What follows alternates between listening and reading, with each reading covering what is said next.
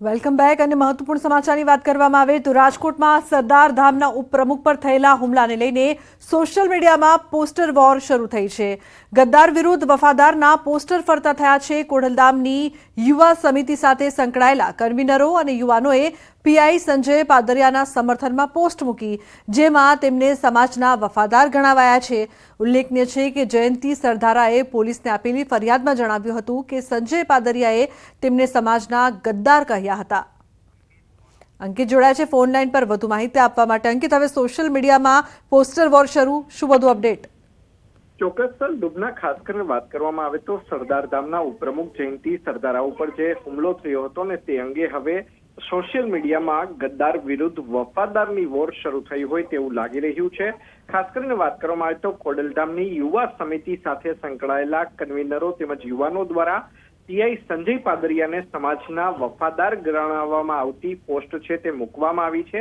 આ પોસ્ટની અંદર સ્પષ્ટપણે લખવામાં આવ્યું છે કે સમાજ પ્રત્યે સંપૂર્ણ સમર્પણ આપનાર સમાજના ઘરેણા સમાન પીઆઈ શ્રી સંજય પાદરિયા સાહેબ, આઈ support and stands with him સહિતના સ્લોગન છે તે લખવામાં આવ્યા છે। અને હાલ યુવાનો દ્વારા ઇન્સ્ટાગ્રામ હોય, પોતાના વોટ્સઅપ સ્ટેટસ હોય કે પછી ફેસબુક હોય, આ તમામની જગ્યાએ સ્ટેટસ સ્વરૂપે આ જે પોસ્ટ છે તે ખાસ કરીને અપલોડ કરવામાં આવી રહી છે। ઉલ્લેખનીય છે કે જયંતિ સરદારા દ્વારા જે રાજકોટ શહેર તાલુકા પોલીસ મથક ખાતે જે ફરિયાદ નોંધાવવામાં આવી હતી તેમાં સંજય પાદરિયાએ મને સમાજનો ગદ્દાર કહ્યો હતો તે સહિતના લખાણ છે તે ખાસ કરીને એફઆઈઆરમાં લખવામાં આવ્યા હતા। બિલકુલ અંકિત, આભાર સમગ્ર માહિતી બદલ। તો સોશિયલ મીડિયામાં શરૂ થયું છે પોસ્ટર વોર। અન્ય સમાચાર પાટણથી। પાટણમાં દત્તક બાળકના નામે છેતરપિંડીના કેસમાં તપાસ થઈ રહી છે। એસઓજી પોલીસે મહિલા અને 2 પુરુષની કરી છે પૂછપરછ। દત્તક બાળકના નામે છેતરપિંડીનો છેડો કચ્છ સુધી પહોંચ્યો। આડેસર સુધી પહોંચ્યા દત્તક બાળકના નામ, છેતરપિંડીના તાર, બોગસ તબીબે બાળકનો કર્યો હતો સોદો। 1.20 લાખમાં બાળકનો સોદો થયો હતો। ફરિયાદીએ બોગસ તબીબ પાસેથી ખરીદ્યું હતું બાળક, તો દસ્તાવેજી પુરાવા ન મળતા ફરિયાદીએ ખરીદેલું બાળક પરત કર્યું હતું। બોગસ ડોક્ટર સુરેશ ઠાકોરે ફરિયાદીને રૂપિયા પરત ન આપતા નોંધાવી હતી ફરિયાદ। તો સુરતના માંગરોળના કોસંબા નજીક નેશનલ હાઈવે પર અકસ્માતની ઘટનામાં પોલીસનો તપાસનો ધમધમાટ। કોસંબા પોલીસે લક્ઝરી બસના ચાલક વિરુદ્ધ ગુનો દાખલ કર્યો। અકસ્માતની ઘટનામાં એક પેસેન્જરનું મોત થયાનું પોલીસે જણાવ્યું। ચાલકે પૂરઝડપે લક્ઝરી બસ ચલાવતા અકસ્માત સર્જાયો હોવાનું પોલીસની પ્રાથમિક તપાસમાં સામે આવ્યું। લક્ઝરી બસ હાઈવેથી નીચે ઉતરી ખાડામાં પડી ગઈ હતી, જેમાં 25 જેટલા પેસેન્જર્સને ઈજા થઈ હતી। આજરોજ સવારના 4:30 થી 5ના સમયગાળા દરમિયાન રાજસ્થાનના બાલોદરાથી મુંબઈના મહારાષ્ટ્રના નાસિક શિરડી જતી લક્ઝરી બસ AR01T0549 ને કોસંબા પોલીસ સ્ટેશન વિસ્તારના ચાંદની હોસ્પિટલ પાસે અકસ્માત નડતા ની જાણ થતાં તાત્કાલિક પોલીસ સ્થળ પર પહોંચી ગયેલ અને ઘાયલ પેસેન્જરોને નજીકની અને સુરત સિવિલ હોસ્પિટલ ખાતે મોકલી આપવામાં આવેલ છે। તો અંકલેશ્વરમાં નોટિફાઈડ એરિયામાં રખડતા ઢોરનો ત્રાસ વધ્યો છે। અંકલેશ્વર જેડીસીમાં રખડતા ઢોર પકડવાની કામગીરી હાથ ધરવામાં આવી। થોડા સમય દરમિયાન ઢોરોના વારંવાર ત્રાસથી સ્થાનિકોની ફરિયાદ ઉઠી હતી। આથી પોલીસે પશુ માલિકો સામે પણ પગલાં ભરી ઢોરોને પકડવાની કામગીરી કરવામાં આવી છે।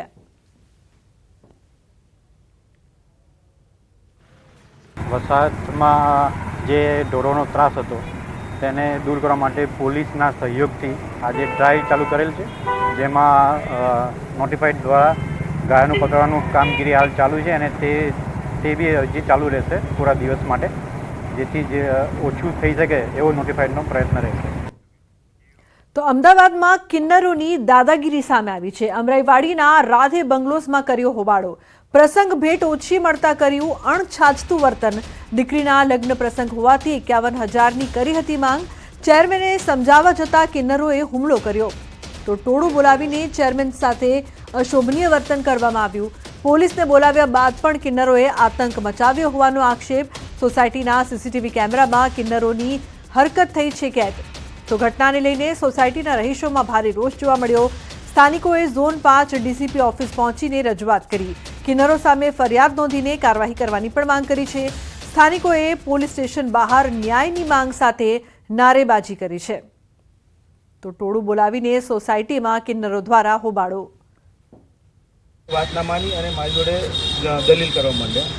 એના પછી એ લોકોએ કંઈક 40-50 કિન્નરો બીજા બોલાયા અને પછી મને ધમકી આપી કે તમે બહાર આવો, તમને જ બધા પ્રોબ્લેમ છે, તમે સોસાયટીની બહાર આવો, તમને નહીં છોડીએ. મેં એ વખતે પછી પોલીસને બોલાવી, પોલીસની વાન પણ આવી, પોલીસે આખો બનાવ જોયો છે. એ લોકો પછી મને મારવા મારી પાછળ દોડ્યા છે. એ લોકો એમના કપડાં કાઢ્યા, ધમકાયો અને પર્સનલી એવી ધમકી આપી છે કે તું તો ગયો છે, આ વખતે હવે તને નહીં છોડીએ, કે તું સોસાયટીની બહાર પગ મૂક, તને જોઈશું નહીં. એટલે અત્યારે આ બધી વસ્તુમાં મને મારા જીવનનો થ્રેટ છે, જોખમ છે. તો અમદાવાદના ગ્રામ્ય પંથકમાં માતાજીની માનતાના નામે રૂપિયા ઉઘરાવતી 2 મહિલાઓનો વિડીયો થયો છે વાયરલ. બંને ધંધુકા બરવાડા રોડ પર તગડી ગામ નજીક રાહદારીઓ વાહન ચાલકોને રોકીને રૂપિયા ઉઘરાવતી હતી. જો કે રાહદારીઓ છેતરપિંડીનો ભોગ બન્યા હોવાનું લાગતા સ્થાનિકોએ બંને મહિલાઓને ઝડપી પૂછપરછ કરતા ભાંડો ફૂટ્યો. મહિલાઓ રોડ ઉપર ઊભા રહી લોકો પાસેથી માતાજીની બાધાના નામે રૂપિયા પડાવતી હતી. જોકે જાગૃત નાગરિકે મહિલાઓની પૂછપરછ કરતા બંને રોડ પરથી નાસી છૂટી હતી.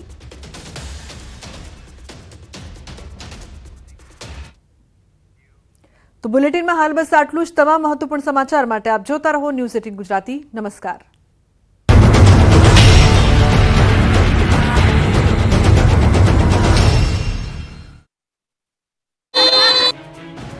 આ વિરોધના દ્રશ્યો છે ગાંધીનગરના. ટેટ પાસ ઉમેદવારોએ પોતાની જૂની માંગોને લઈને ફરી એકવાર ગાંધીનગર ગજવ્યું હતું. રાજ્યભરમાં ટેટ પાસ ઉમેદવારો ગાંધીનગર પહોંચ્યા. વિદ્યા સહાયકોની જગ્યાઓ વધારવા માટે જીવરાજ ભવન ખાતે ધામા નાખ્યા. પોસ્ટરો સાથે ઉમેદવારોએ સૂત્રોચ્ચાર કરી હલ્લાબોલ કર્યો. ઉગ્ર વિરોધ પ્રદર્શન કરી પાટનગર ગજવ્યું. ધોરણ 1 થી 5ની વિદ્યા સહાયકમાં જગ્યા વધારવા માંગ કરાઈ. ધોરણ 1 થી 5માં 10,000 જેટલી ભરતી કરવામાં આવે તેવી માંગ કરી. મામલો વધુ ઉગ્ર બનતા પોલીસ આવી ગઈ હતી. પોલીસ અને 30થી વધુ ઉમેદવારો વચ્ચે ચકમક થઈ હતી. પોલીસે ટીંગાટોળી કરી ઉમેદવારોની અટકાયત કરી હતી. માત્ર 5 વ્યક્તિઓને શિક્ષણ મંત્રીને આવેદન આપવા જવા દેવાયા હતા. મહત્વનું છે કે ધોરણ 1 થી 5માં હાલ 16,181 જગ્યાઓ ખાલી છે. વર્ષ 2011 થી 23 સુધીમાં ટેટ 1 પાસ ઉમેદવારોની ખૂબ ઓછી ભરતી કરવામાં આવી છે. જૂનાગઢ ગિરનારની ગાદીને લઈને વિવાદ વકરી રહ્યો છે. હવે તનસુખગીરીના કૌટુંબિક વારસદારે હરિગીરી પ્રેમગીરી સામે ફરી પોલીસ ફરિયાદ નોંધાવતા ખળભળાટ મચી ગયો છે. અંબાજી મંદિરના મહંત તનસુખગીરીજીના દેહ વિલય બાદ તેમની સમાધિ પાસે ધૂળ લોટની વિધિ વખતે ભવનાથ મંદિરના મહંત હરિગીરીએ જૂના અખાડાના પ્રેમગીરીની ચાદર વિધિ કરી નાખી હતી. બાદમાં તનસુખગીરીજીના કૌટુંબિક વારસદાર અને ભીડભંજન મંદિરે સેવા પૂજા કરતા તેજસ ભારતી અને તેમની સાથે રસિક ભારતી બંને સામે પોલીસ ફરિયાદ સ્ટેશનમાં થઈ ચૂકી છે. હવે અરજીમાં એવો આક્ષેપ કરાયો છે કે તેઓએ સમાધિ વખતે જોહુકમી અને અખાડાના મહંત તરીકે પદનો દુરુપયોગ કરી પોતાના કુટુંબીજનોને અને સેવકગણને ધાકધમકી આપી સમાધિની કાર્યવાહી કરાવી હતી. ખોટી રીતે ગુરુ પરંપરા તોડી પ્રેમગીરીને મહંત તરીકે જાહેર કરી દીધા હતા. આથી બંને સામે કાયદેસરની કાર્યવાહી કરવાની માંગણી કરી છે. પરિવારજનો દ્વારા ફરિયાદ અરજી કરવામાં આવતા મતપૂડો ફરી એક વખત વિવાદનો છેડાયો છે. અમદાવાદમાં ખ્યાતિ હોસ્પિટલ કાંડ બાદ એક પછી એક પીડિતો સામે આવી રહ્યા છે અને હોસ્પિટલ પર ચોંકાવનારા આક્ષેપ કરી રહ્યા છે. દહેગામના બહિલિયલ ગામના રહેવાસીઓનો આરોપ છે કે જાન્યુઆરી 2023માં ખ્યાતિ હોસ્પિટલે ગામમાં કેમ્પનું આયોજન કર્યું હતું. ગામના 30 જેટલા લોકોને હોસ્પિટલે લાવીને ઓપરેશન કરવાનું જણાવ્યું, જેમાં પીડિત જાવેદ બાકરના પિતાને પગનો દુખાવો હતો, પરંતુ રિપોર્ટ હૃદયના કર્યા અને એન્જિયોગ્રાફી કરી નાખી. ઓપરેશન બાદ હોસ્પિટલમાં જ તેના પિતાનું મૃત્યુ થયું. તો ગામના એક અન્ય પીડિત મહિલાનું કહેવું છે કે તેઓ પોતે પગના દુખાવાની સારવાર કરાવવા માટે ગયા હતા, પરંતુ તેમની એન્જિયોગ્રાફી કરી દેવામાં આવી અને આયુષ્માન કાર્ડ હેઠળ રૂપિયા મેળવી લેવામાં આવ્યા. ત્યારે હવે હોસ્પિટલના કાંડ બહાર આવ્યા હોવાની જાણ થતાં આ પીડિતો પણ ન્યાયની આશા રાખી રહ્યા છે. અમદાવાદના ચકચારી ખાતીકાંડનો ભાંડો ફૂટ્યા બાદ દરરોજ નવા પાપનો પર્દાફાશ થઈ રહ્યો છે. મોતના સોદાગરો એક ગામમાં પોતાના પાપનો ખડો મૂક્યો છે તે હવે ફૂટી ગયો છે. અમદાવાદની વિવાદિત ખ્યાતિ હોસ્પિટલના એક પછી એક કાંડ સામે આવી રહ્યા છે. ખ્યાતિ હોસ્પિટલનો વધુ એક કાંડ સામે આવ્યો છે. ખ્યાતિ હોસ્પિટલ દ્વારા તેલાવ ગામના દશરથ ઠાકોરની એન્જિયોપ્લાસ્ટી કરવામાં આવી, ત્યારે દશરથ ઠાકોરનું પણ એન્જિયોપ્લાસ્ટી કર્યા બાદ મોત થયાનો આક્ષેપ કરવામાં આવી રહ્યો છે. મુખ્ય બાબત એ છે કે હોસ્પિટલે પરિવારને જાણ કર્યા વગર જ ઓપરેશન કરી દીધું હતું. મૃતકના પુત્રનો આક્ષેપ છે કે હોસ્પિટલ દ્વારા યોજાયેલ કેમ્પમાં જણાવાયું કે તેમના પિતાની નસ બ્લોક છે અને તાત્કાલિક તેમનું ઓપરેશન કરી દેવાયું હતું, જે બાબતની પરિવારને પણ જાણ કરવામાં આવી નહોતી. દશરથજી આયુષ્માન કાર્ડ કઢાવવા ગયા અને ઓપરેશન કરી દેવાયાનો તેમના પુત્રનો આરોપ છે. ખ્યાતિ હોસ્પિટલ કૌભાંડ બહાર આવતા ક્રાઇમ બ્રાન્ચે નિવેદન માટે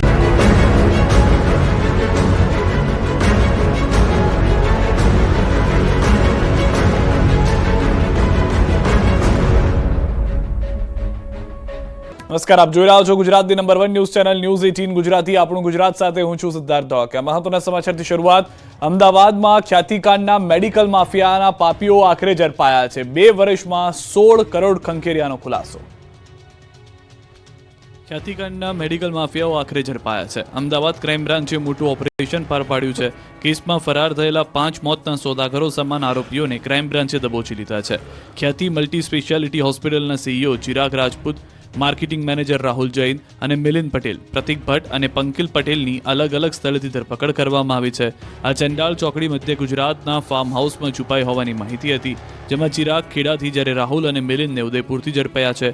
ગૃહ રાજ્યમંત્રી હર્ષ સંઘવી આ કેસનું સતત મોનિટરિંગ કરતા હતા, ત્યારે હર્ષ સંઘવીના ભરોસા પર ક્રાઇમ બ્રાન્ચ ખરી ઉતરી છે. ખાતી હોસ્પિટલના જે મેડિકલ કેમ્પ યોજાયા હતા તે આરોપી રાહુલ જૈન અને મિલિંદ પટેલ જ ગોઠવતા. PMJAY અંતર્ગત સ્વસ્થ લોકોના પણ ઓપરેશન કરીને મોતના મુખમાં ધકેલનારા આરોપીઓને શોધવા પોલીસ રાત દિવસ એક કરી રહી હતી.